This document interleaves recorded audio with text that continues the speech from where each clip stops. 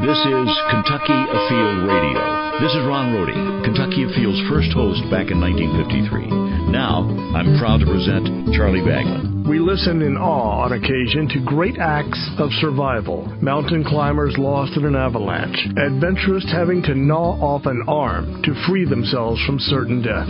And these are the lucky ones. We go inside outdoors with Joe McDermott and his ordeal with two fellow duck hunters in December cold in the middle of the frigid Ohio River, the place where one young man lost his life.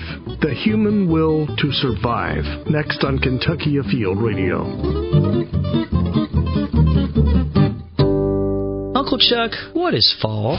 Fall means deer season. Not football? That's a spectator sport, my boy. But behind a bow or the barrel of a .243, that's when you're in the game. Fall archery season is open now with Modern Gun November 8th through 23rd. With 146 record book deer in the past 3 years, Kentucky is the promised land.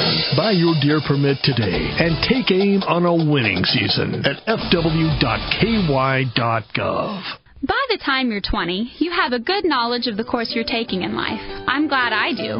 This year, Kentucky Nature license plates turn 20 as well. These are plates with the bobcat, cardinal, and the butterfly. Kentucky Nature license plates have helped safeguard more than 80,000 acres of wilderness areas for everyone to appreciate. And I can't wait to see what's down the road. See with me. Next time you renew, choose a nature plate and drive home your support for the great outdoors. Hindsight, they say, is 20/20. If we had only known. Can you recall a time when you said, I wish I had known then what I know now? It would have made all the difference. The chance to try again, to do one thing just a little differently, is just a wish in the wind. This happened to three good friends back in December of 2010. They are Justin Hearn and Jeremy Pence. They are both from Carroll County, the city there of Worthville, and Joe McDermott from Anderson County in the town of Lawrenceburg. Good friends, college age, all waterfowl hunters. They were on the Ohio River, and the Ohio River separates Kentucky from Indiana and Ohio. It's pretty big, like a mile or so across. Very similar to the Mississippi. Again, no strangers at all to waterfowl hunting. In fact, they had all done very well that day. But there's a but coming. They had all done very well that day, but like most rivers, you never really know what's around the bend. And just as they were preparing to call it a day, they met with the most tragic of circumstances. And it's a story you need to hear. One of the survivors of that ordeal, Joe McDermott, is in the studio with me, and I've asked Joe to relive that day. And Joe, are you ready for this? Yes, sir. 16-foot aluminum flat-bottom John boat. 20-degree day. Choppy water. Even that in itself sounds like a challenge. Is this common when you waterfowl hunt to be in those kind of conditions? Not typically. It was actually a very calm morning that day, and it turned choppy as we were out on the other side of the river. So that was unexpected. Unexpected. That was a Sunday, the 13th of December of 10? I believe it was a Sunday. Justin and Jeremy called me up and said, hey, let's go duck hunting. They went duck hunting after mallards. After mallards, and we actually had a few geese that day. Not the best condition, but not the worst. You're a long-time waterfowl hunter, obviously. What's the worst condition you would go out in? Well, I actually felt pretty safe in that boat. It all depends on the size, actually. But I have a small 14-foot John boat, and I won't go if the wind's past 13, 14 miles an hour. Now, how high does it sit up off the water? Probably about a foot of clearance. So it wouldn't take a whole lot for it to start taking on water if the water's really choppy. That is true. That's why I stay home. There's no way to bail one of those out as quickly as it'll fill either. That is impossible. But nonetheless, you felt like it is a safe thing to go out. What time in the morning did y'all take off and go onto the river? About an hour before daylight, hour and a half. This accident didn't happen until closer to, when, 11? Lunchtime? When was it? Around lunchtime. 20 degrees out on the Ohio River.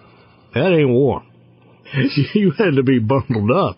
Yeah, we had Jeremy's little dog keeping me warm. No, he had a little heater in the boat, but it was still brutal cold. I mean, that would have to be brutal. You'd almost set the boat on fire to stay warm. But it was an aluminum boat, though. I have been where you were. I grew up in a little town called Carroll, Kentucky, not far from Worthville, where your friends were from. And you were in the Ohio River near Warsaw. That's Gallatin County. There's a racetrack up there, the Kentucky Speedway. Belterra, that's a casino, popular, southern Indiana, but right across the bridge. So this is a place that's known to a lot of people. They may not be in the middle of December out in the middle of the Ohio River, but they certainly know that area. Did you get a few birds that day? I shot my first 2 Canada geese that day, and several mallards. It was one of the better days I'd had. So did you all come close to limiting out? I don't want to toot my own horn, but I was shooting a little better than those boys were that day. You've been a duck hunter for how long? Since 2005. To look at you, you're not a day more than 25. How old are you? 24. You've been doing this since early high school, or maybe even 8th grade or so. About, I think, 9th grade. You weren't alone that day. With you were a couple of fellas from Worthville, Kentucky, small railroad town, know it well.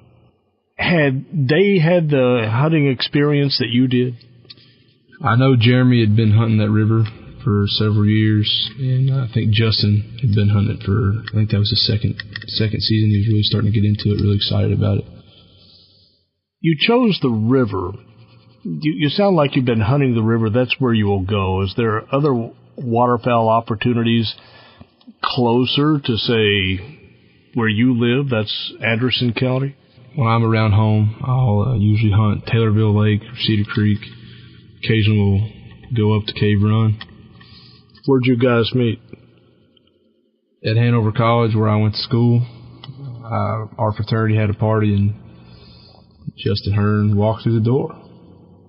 I don't know if he knew anybody else before he came there or what, but I met him and we started talking about waterfowl hunting. Hanover College that's pretty close to Madison, Indiana, southern Indiana, the river city. That would be the main town in Jefferson County where Hanover was located. And so Justin was a student there, Jeremy as well? No, sir. I think Justin just came up to see what was going on. And met him at a party at our fraternity's house. Who was the movie star from Cheers? Was it Woody Harrelson? Woody Harrelson, yes. That's cool. You're probably in the same classrooms and things that Woody was in. Yeah, I actually had a class in the theater building for an elective, and I guess he's real big buddies with the theater professor there at Hanover. So you've been loving this outdoor business for a long time. You're a graduate student now. Where are you in school? The University of Kentucky. And you're studying? It's forestry. It's through the Department of Forestry, but we're conducting a study on white-tailed deer, partnering with Kentucky Department of Fish and Wildlife. Have you had close calls in the past when you've been duck hunting for the last decade? We had actually flipped the boat one time at Taylorville Lake before. And was it the same 3 of you? No, sir. It was another friend of mine, the boy who taught me how to waterfowl hunt. Your friends, did they have the same experience, or were you the most experienced on the water that day? He was the person who taught me, so he'd had 3 to 4 seasons before me. We'd actually stopped the boat. We were going to come back across, and a couple mallards lit over top our heads, and he swung the fire on them when the boat was stationary, and it was a little 10-foot John boat, and it just kind of turned. We were, like I said, not more than 10 or 15 feet off the bank probably, so it wasn't near as bad as this one. It doesn't take much to tip. They're not the most stable craft on the water, is a John boat. It is not, and also when it's got 250-pound boys in it. Yeah. Walk me through that day of December 13th of 2010, Sunday morning. On the water at daybreak, I guess? Yes, sir. Met him at a little gas station leaving Warsaw, and we drove down to the boat ramp. It looked like a nice day. The water was glass, had good cloud cover, called for. It was middle of December, Christmas coming, holiday season. You probably had plans for later that afternoon. I did. I was going to take my girlfriend to dinner. That didn't happen. No, sir. You had 10 seconds. Your world began to sink right out from under you. What happened next when we come back? I'm Charlie Baglin, and you are listening to Kentucky Afield Radio. You are listening to Kentucky Afield Radio, and we have dispensed with much of the traditional theme music for this show, given the grim subject matter. In the studio is Joe McDermott, who is recounting a hunting trip, a waterfowl hunting expedition that he had taken on the Ohio River in Gallatin County. That's northern Kentucky. A very good day for duck hunting, as luck would have it, until a front started to make its way into the Ohio Valley. And the small boat that Joe and his two friends, Justin and Jeremy, were in, began taking on water. And I remember reading the boating accident report, said that you all were able to swim to the Indiana side. Now, that river, that's a wide son of a gun. That's close to, what, a mile? It's pretty wide there. We were, I'd say, about to the middle. Probably the middle, maybe leaning more towards the Kentucky side of the river that day. We were on our way back across. And it was getting towards 12 o'clock. At some point, you were going to call it a day anyway. How long do you think you would have stayed out? The birds were actually flying excellent, if I remember correctly, that day. And we were doing quite a bit of shooting. Had the water not started to get up so nasty, we probably would have stayed until into shooting time. At some point, the wind started to pick up, and you're pretty good distance out into the water, 35 horsepower motor on that John boat. But did you notice that the water was really starting to get choppy, the wind was picking up? Did that cause any concern? Yeah, so we were actually hunting on the Indiana side of the river, pretty close to the casino.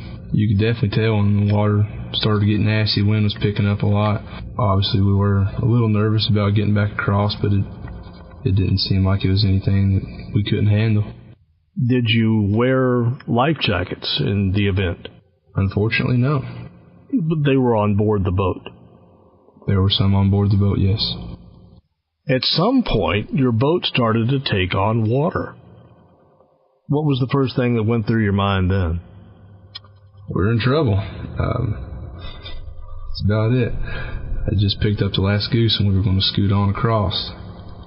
When you say just picked up the last goose and you were going to scoot on across, so you had just shot one out of the air, you're going to motor over to it where it landed in the water, pick it up, and then go on back to shore. And at that point, the boat started taking on some water. Yes, the bilge pump stopped working. Jeremy and Justin were standing in the back right corner of the boat, and the water broke over the edge. Was that as simple as, had the individuals on the boat been more evenly spaced out, that maybe it wouldn't have? Was it just heavy in the rear? I don't really know if it could have all been prevented. It was heavy on that one side, and that it also happened to be where the water was coming from, but the waves were getting up high enough that he was back there in the first place to get the bilge pump going because water was already crashing over. Not a very significant amount, but enough was coming that he needed to get everything running. How quickly did it fill? 10 seconds. 10 seconds. It was done. Jeremy said, "Boys, we're in trouble." About 10 seconds later, he said, "Boys, we're going down." And it sunk right out from under us. No tipping, straight down.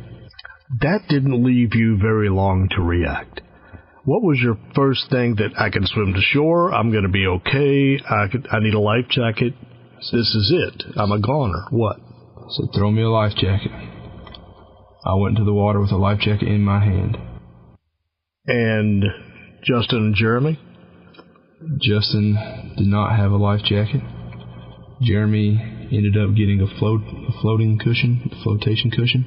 And he was able to hold on to that. He'd actually stuck his arms through it, and I don't know how he was able to move, but he did. Once the boat sank, we all huddled together. There was a large bag of decoys that we attempted to hold on to, kind of doggy paddle our way. Everybody stayed together. It just came open. It wasn't tied. It just came open. Now, those decoys, they float, right? Those could have been a viable source of flotation for you, right? Yeah, we scrambled for anything that would keep everyone together and that we could all power across. Are you a good swimmer? I think I'm a pretty good swimmer, yes. Unless you're wearing waders and it's 20-degree water and you're fighting for your life. Adrenaline sort of kicks in. How about Justin and Jeremy? How good of swimmers were they? I was actually swimming differently than they were. I was on my back. I wasn't trying to do like a freestyle or something, because once you hit that water, it's so cold you can't really move. It took my breath away as soon as I hit it. And my first thought was to get my waders off. And my hands were so cold in a matter of seconds that I couldn't pop the clip on my waders to get them off. So I knew I couldn't swim like that. So I swam on my back. You lose fine muscle movement really quick, and I could just move the major body parts. I could move my arms and my legs pretty well, but no fine motor movements or anything. And it also kept my head up out of the water the whole time.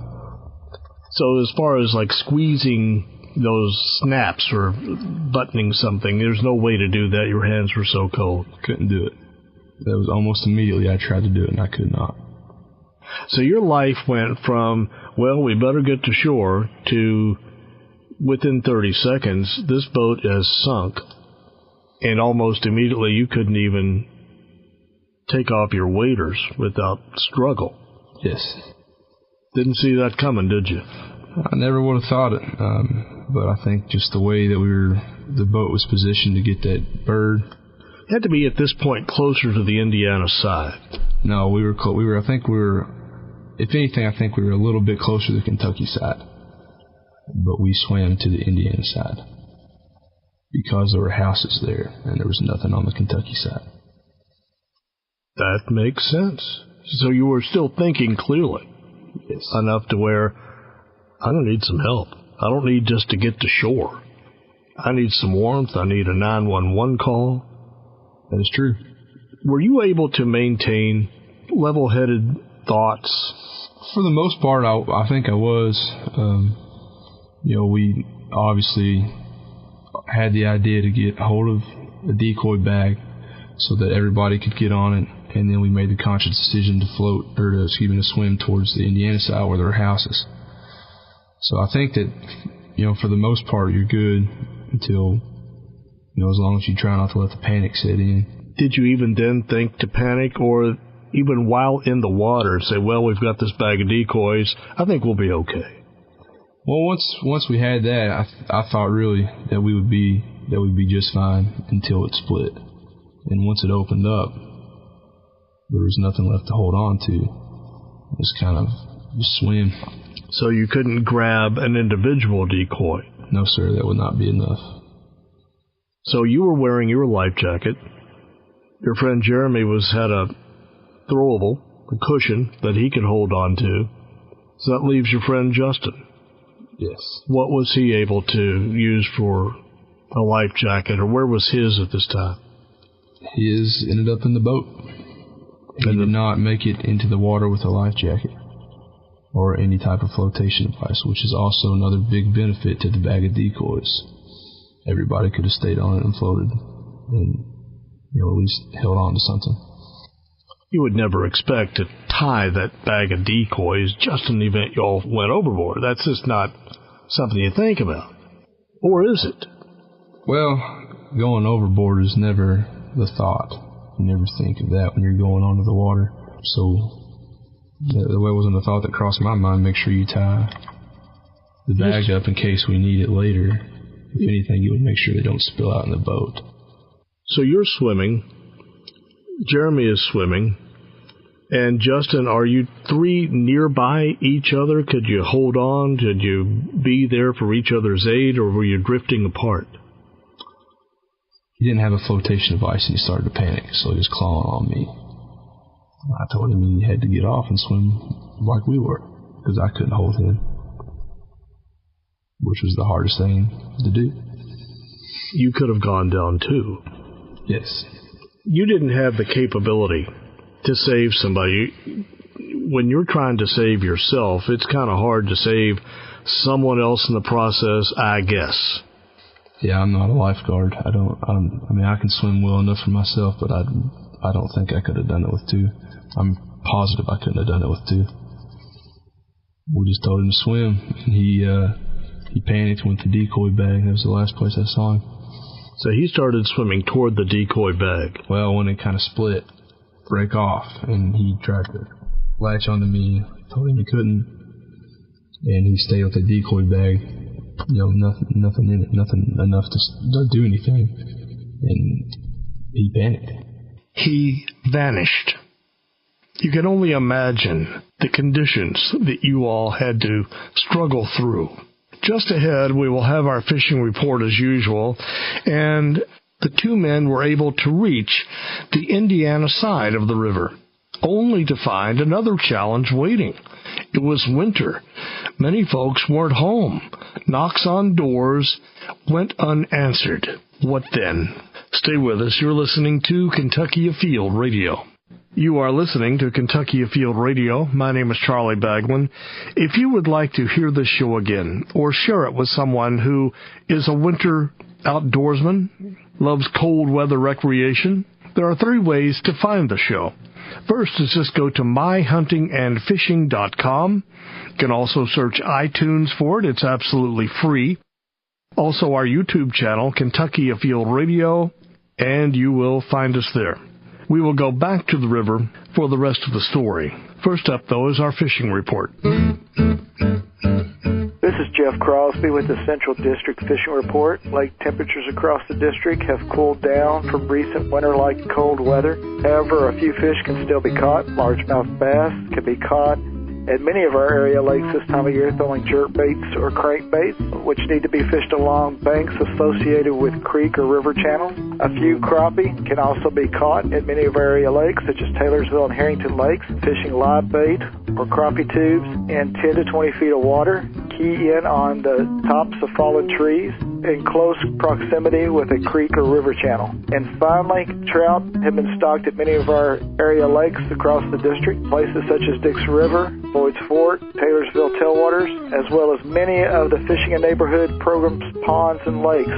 Grab a pole and enjoy some great fall fishing. In western Kentucky, down at the big lakes, Kentucky Lake, Barkley Lake, I like to take this time of the year and fix my trolling motor, re-rig all my poles, get my boat cleaned back up. So maybe that's what you do on those bad days so that when the sun does come out, you're ready to go. When the sun does come out during the wintertime, I might first think about crappie. I might think, well, the sun's shining on those gravelly banks, so I'm going to go cast for some black crappie, maybe a curly tail jig or a little inline spinner. The wind's calm enough, I may go out and try to fish for the white crappie, which may be suspended around the secondary creek channels.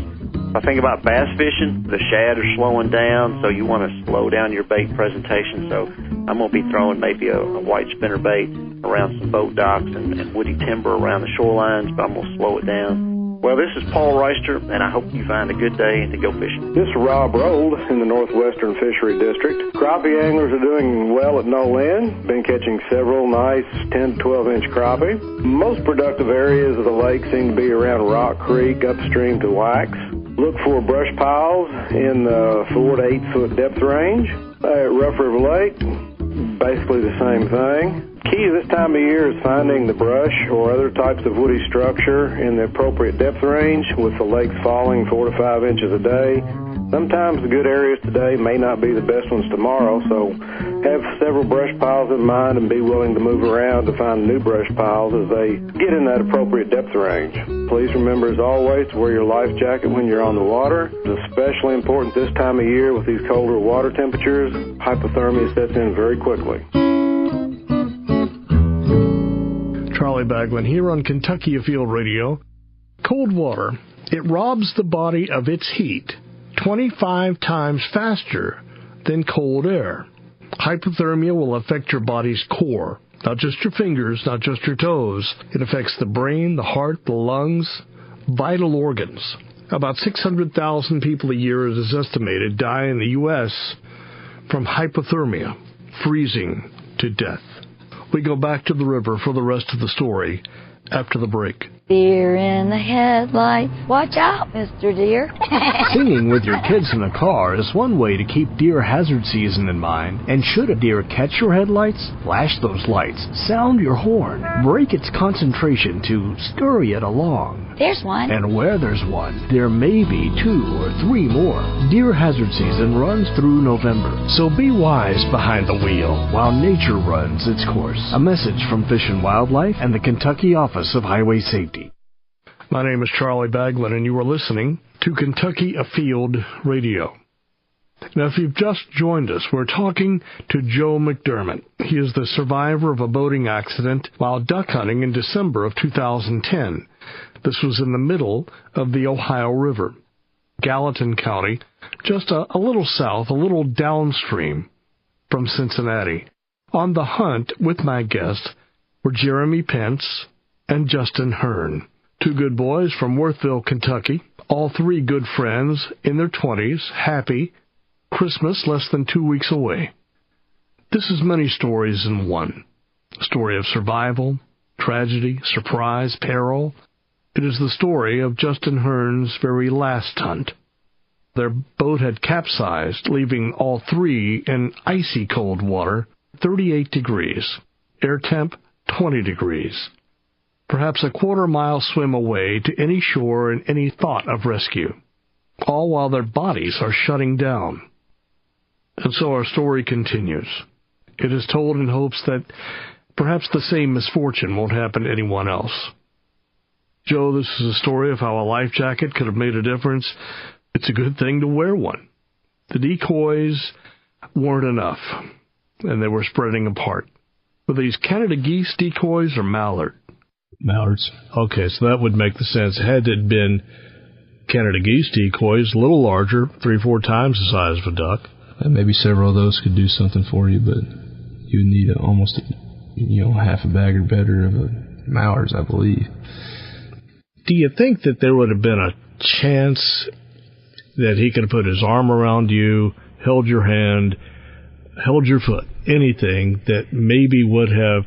Because it sounds like that's a tough task out there, trying to swim in that cold water that distance. I really think that if he had held on to any part of me, I don't think I could have swam, and it was very, very difficult for me to maneuver myself. I don't think that if I could have held his hand or anything. I mean, it's something I've thought of 100 times. Do you think you could have made it to shore without a life jacket?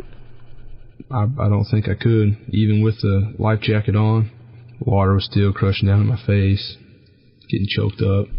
And you were weighted down by waders. I was. I really don't think that I could have made it without a life jacket. There was Jeremy also in the water, and he had the throwable, and I'm assuming that he was either swimming or holding on to that throwable and trying to kick paddle his way over toward these houses on the Indiana side. Yeah, he was doing like a freestyle, what everybody thinks of when you're swimming. And I actually passed him swimming how I was. I don't know if it was just more fishing or what it was, but then he saw what I was doing and did the same thing. And I beat him to shore by quite a bit. How long was quite a bit? Several minutes. About 50, 75 yards out from the bank, there was a big sandbar poking out. It wasn't poking out of the water. It was maybe a foot, 2 foot underneath the surface. It was enough to get your body up. So once I hit it, I just started shouting encouragement. So meanwhile, your friend Justin, who had plans that night, was still in the water, and the last you saw of him, he was with the decoy bag.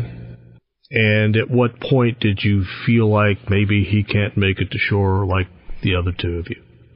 I don't know. I just the waves were high. You couldn't really see anything. Even when I got back to shore, it was hard to see out there. You could see very little.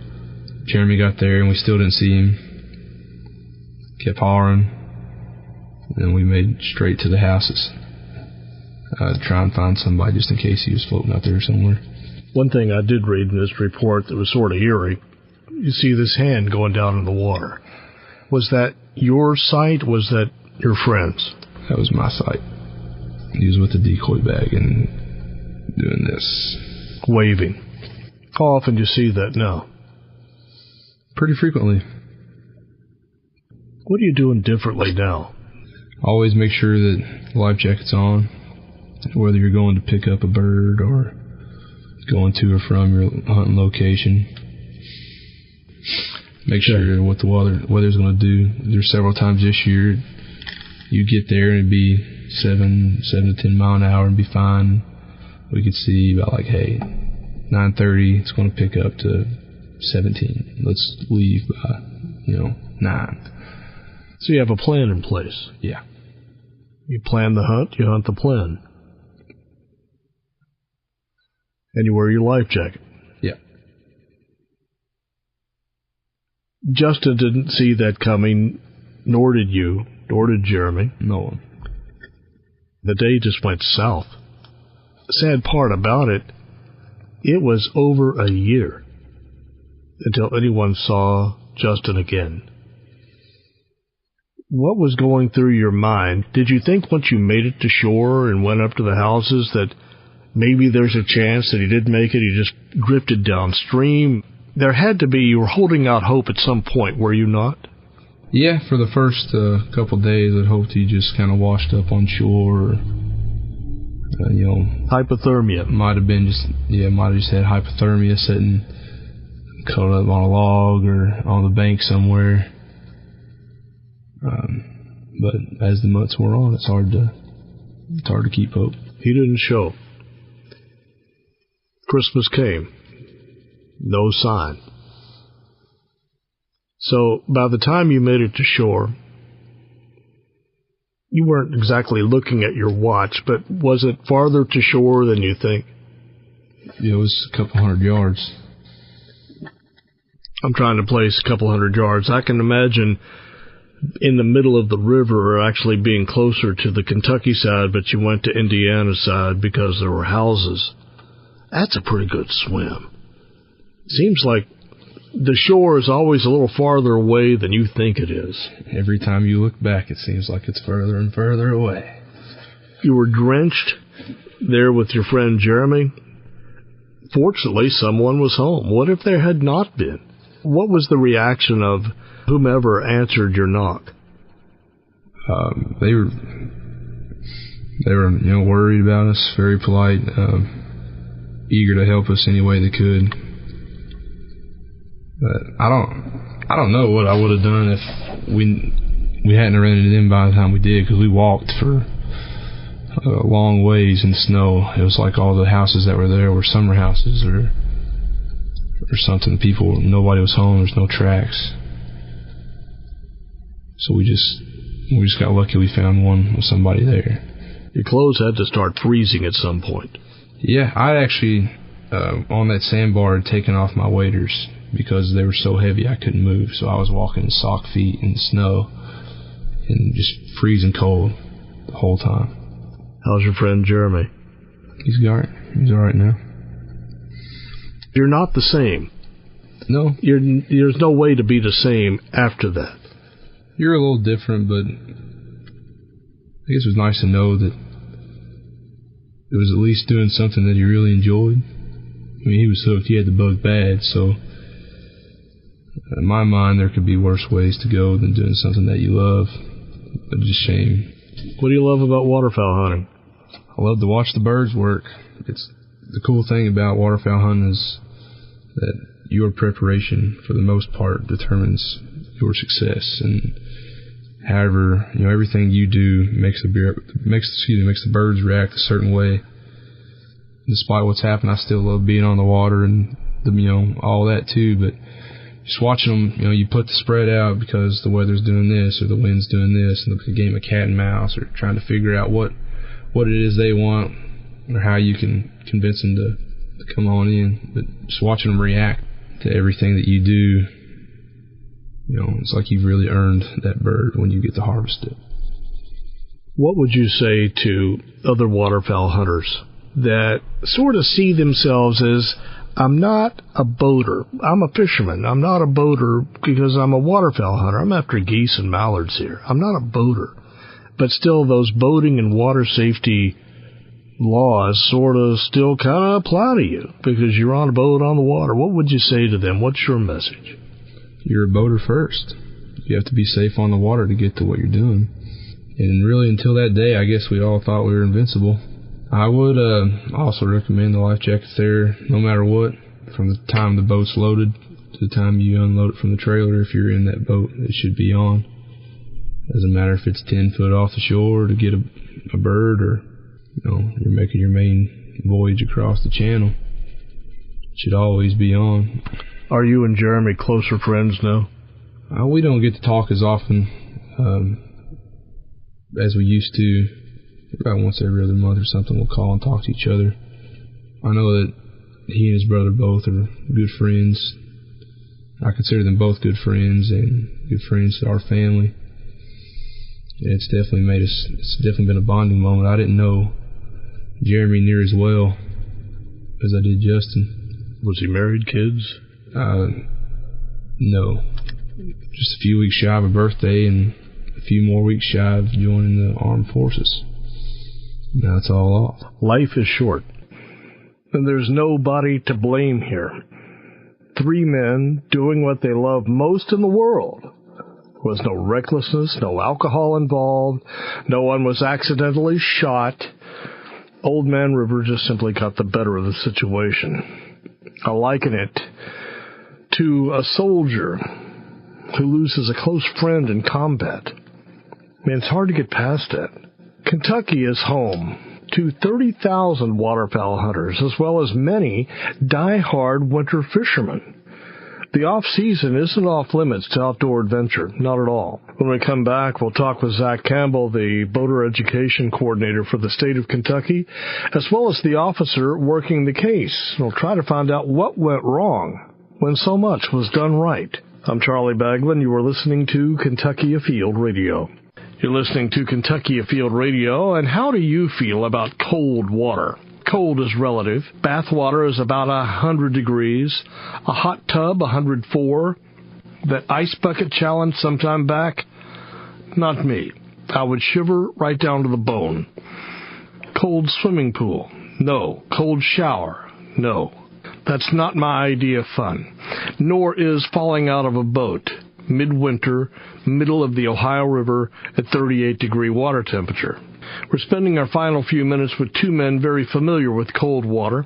Zachary Campbell, in charge of Kentucky's boater education program, and Officer Chris Fawcett, who worked the accident in Gallatin County. First, Zach, let me ask you, how often do accidents like this happen? Definitely multiple cold water fatality incidents happening every year in Kentucky, from your fishermen to your waterfowl hunters. Waterfowl hunting fatalities happen less often, but still, they do happen. We had 2 this year, I believe 2 last year, so they happen, and it has nothing to do with the firearms. It has to do with the gentleman falling overboard or ending up in the cold water. The cold water is the main factor. You've been on this show a few times, Zachary, and I remember one time you said that you have just as many boating accidents in the winter as you do in the summer. There's more boating accidents in the summer, but when it comes to fatalities from the last 5 years, and I separated them warm water months compared to cold water months, and they actually, when it came to fatalities, met in the middle. It was dead even. Kentucky Fish and Wildlife Conservation Officer Chris Fawcett, you were working that accident there on the Ohio River. That's your district. What do you see? In my district, 5th District, Northern Kentucky, we do have fatalities during the winter, and there are a lot less boats out. The people that are out, they're more sportsmen than they are boaters. They're dressed in, of course, warm clothes, coveralls, and waders. It's not easy to swim for your life in a pair of hip waders. Most waterfowl hunters do not wear their life jackets. A lot of times, they won't even have enough life jackets in the boat.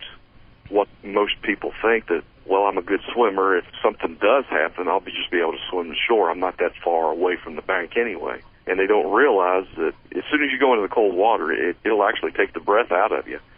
And within seconds, you lose the fine motor skills that you need to grab a life jacket and put it on and buckle it. It doesn't happen. I've heard that said before, that cold water will take your breath away. That's not just a figure of speech. It literally will. And, Zach, you've been in cold water to have this happen to you. Well, what happens when you go in cold water? When I've been in cold water, I've known it's coming. I've known that I have a life jacket on. Even then, when I jumped in, you're just immediate gasp. Cold water takes over your body, basically. Yeah. And so you're, in effect, inhaling water. Yes, and if you're under the water, you can do an involuntary gasp and suck actual water in, and then you're really in trouble. And that happens just out of reflex. You can't keep that from happening. No. Even when you're expecting to be in the water, you can't. You never know what's going to happen when you're out fishing or waterfowl hunting, and you can be knocked off. Even the activity of fishing and hunting, it takes your focus away from what you're doing. You're focusing on that bird flying across the air, going down to grab the net to get a big fish in, and you can easily slip and fall in. So the best thing you can possibly do is wear your life jacket, especially in the cold water. Your life jacket's got your back. What these hunters were doing seemed to me like they were using a lot of common sense, Officer Fawcett. They had a heater with them. They had some years of experience. They had their life jackets on board. They were legal hunters. They had the licenses and permits. What might have been done in addition to have prevented this accident? Right before they went under, they had shot a goose. It landed near Center Channel, the Ohio River. Waterfowl hunting is best when the weather's bad. So that day, the weather, it was windy. The weather, it was cloudy. The weather was bad. It was pushing waterfowl into the area. When this goose hit the water near Center Channel, they went out in their boat to pick it up. The waves, it was almost a whitecap situation.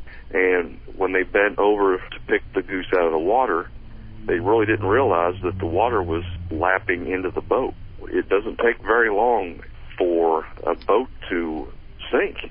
Once the boat started taking on water, it was just a matter of seconds before they were all in the water. I teach boater safety classes. One of my sayings is you can't plan an accident. You may hit an object that's submerged underwater and flip the boat. You may go around a corner or a bend in the river and another boater hits you. You just can't plan for that. Like you've said in the past, Charlie, plan your hunt your plan. If you're prepared, you're going to have a greater chance of surviving.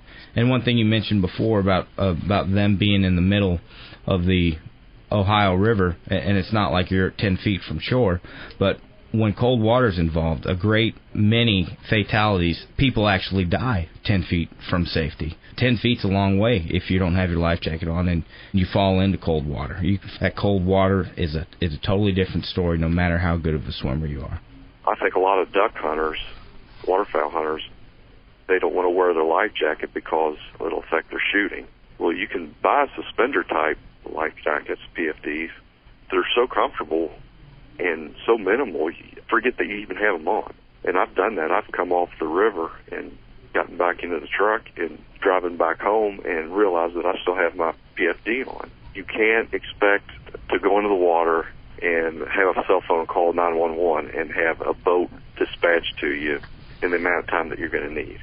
The boater is ultimately the one responsible for his own survival. Is there a single piece of advice to help boating be safer, summer or winter? Your life jacket's got your back. It truly does. If you end up in the water, it's going to keep you afloat, and if you're unconscious, it's going to give you a better chance for survival. Single piece of advice, Officer Fawcett. Have your life jacket on. Nearly every year I've been on 12 years.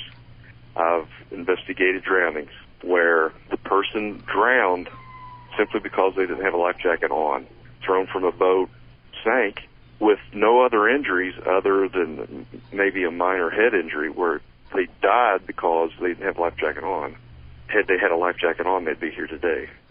Zach Campbell, Officer Chris Fawcett, it has been a gut-wrenching hour, and thanks for all that you two do to help those in search of winter outdoor adventure brave the challenge. You're welcome. My pleasure. If you'd like to know more about water safety and boating classes, waterfowl seasons, the Kentucky Department of Fish and Wildlife has excellent information on their website. Visit fw.ky.gov and click the appropriate tab. We're out of time. This is Charlie Baglan inviting you to join us again in a week, and we will go inside outdoors again here on Kentucky Afield Radio.